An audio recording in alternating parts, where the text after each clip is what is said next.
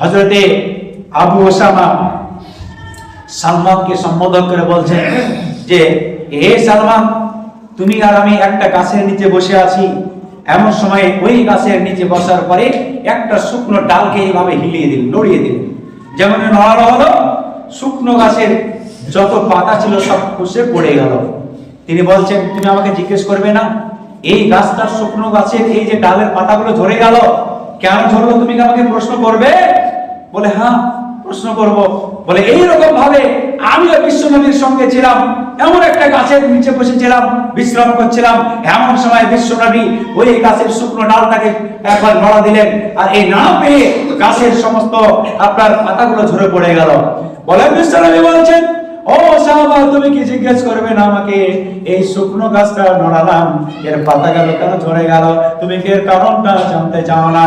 বলছেন, ইয়া রাসূলুল্লাহ, আপনি বলুন, ব্যাখ্যা করে বলে দিন, শুনতে চাই। বিশ্বনবী বলছেন, ও সাহাবা শোনো, কিয়ামত পর্যন্ত যদি আমার উম্মত বসেরা 5 ওয়াক্তের নামাজ আদায় করে, সঠিক সময়ে যদি নামাজ কায়েম করতে থাকে, তাহলে পারে দিনে রাতে তাদের যে পাপগুলো হবে, আমি আল্লাহ তাদের পাপগুলো এই গাছের পাতা নাই ক্ষমা করে দেব, ঝরিয়ে দেব। বলেন সুবহানাল্লাহ। আল্লাহু আকবার।